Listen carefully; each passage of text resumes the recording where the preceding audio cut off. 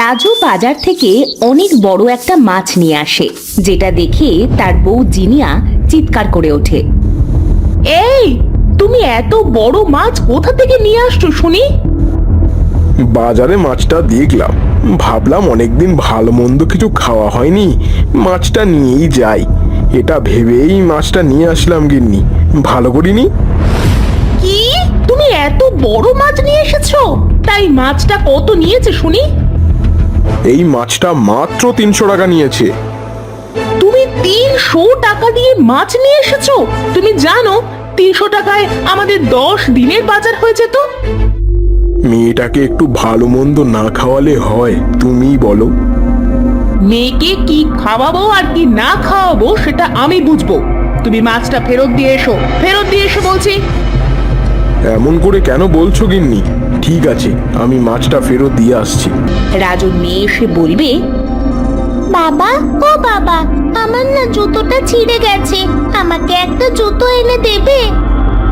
জুতা ছিঁড়ে গেছে মানে? নতুন জুতাটা ছিঁড়ে ফেললি?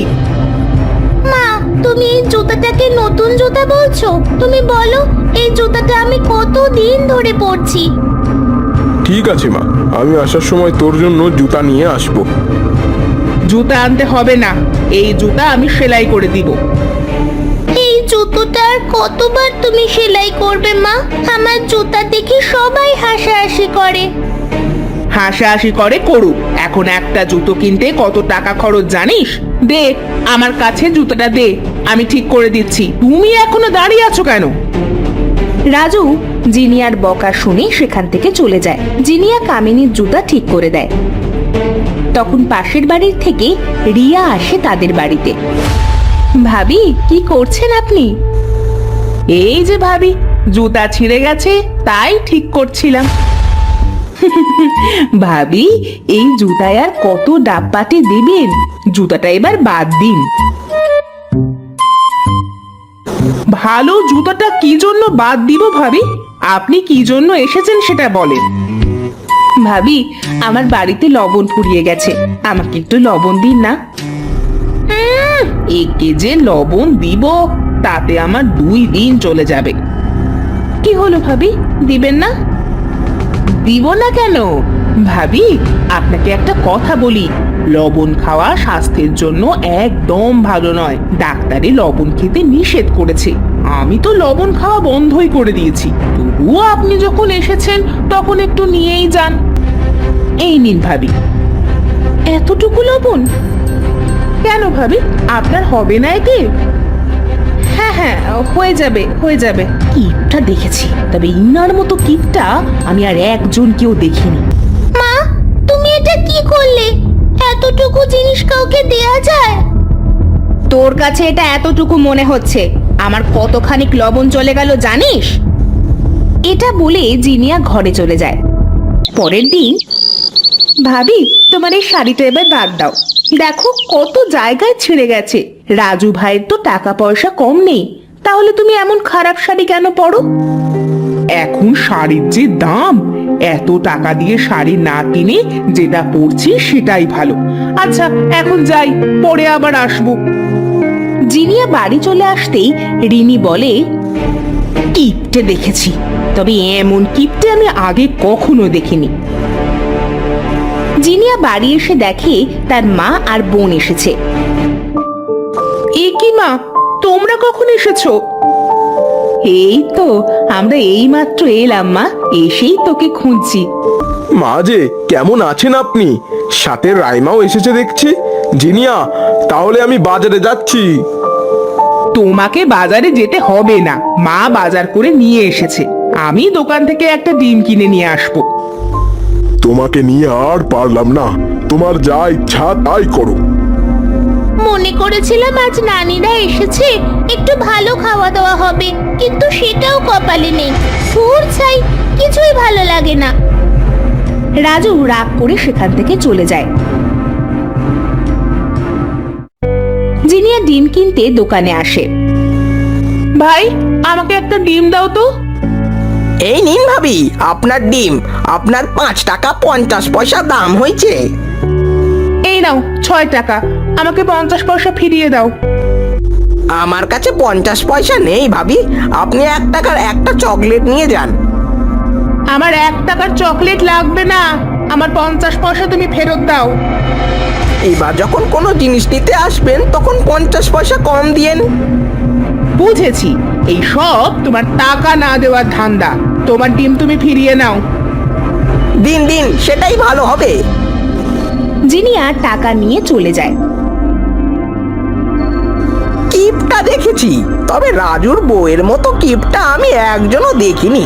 রাত্রে মা, আজকেও আলু ভর্তা আর ডাল, এগুলো খেতে যে আর ভালো লাগছে না। এই তুই চুপ কর তো, তোর নানু ডাল খেতে পছন্দ করে আর তোর খালা আলু ভর্তা, এই জন্যই তো রান্না করেছি। মা, তোমার মেয়ের হাড় কিপটেগিরি এখনো গেল না? কাল সকাল হওয়ার আগে এখান থেকে চলে যাব। চুপ কর চুপ কর, জিনিয়া শুনতে পাবে। এখন যা দিচ্ছে সেটা খেয়ে নে। পরের দিন সকালে জিনিয়ার মা আর বোন চলে যায়। এভাবেই রাজুর বউয়ের কিপটেমি চলতে থাকে। গ্রামের সকলের মুখে রাজুর বউয়ের কিপটেমির কথা ছড়িয়ে পড়ে। গিন্নি, তোমার জন্য তো গ্রামে আর মুখ দেখানো গেল না। আমাকে দেখলে সবাই বলে কিপটা গিন্নির বর যাচ্ছে। যার যা ইচ্ছা সেটাই বলুক। আচ্ছা, এসব বাদ দাও, মেয়েটার কি হলো? ঘর থেকে কেন বের হচ্ছে না আজ, বলো তো? যে দেখো মেয়েটা কি করছে। তোমার কিপটিমির জন্য মেয়েটা কিছু খেতে পারে না। দিন দিন মেয়েটা কেমন শুকিয়ে যাচ্ছে। জিনিয়া কিছু না বলে ঘরে গিয়ে কামিনীকে ডাকতে যায়। কামিনী, এই কামিনী, ও কথা বল, কি হলো? কি রে, কথা বলছিস না কেন? ওগো ওগো, কোথায় তুমি? দেখো দেখো, মেয়েটা কথা বলছে না। কেন গিন্নি, কি হয়েছে মেয়ের? রাজু ঘরে গিয়ে বলে, এ কি, মেয়েটা আমার শ্বাস কেন নিচ্ছে না? তাহলে কি মেয়েটা আমার মারা গেল? কথা বল মা, কথা বল। মা আমার, কি হয়েছে রে তোর? কি হয়েছে?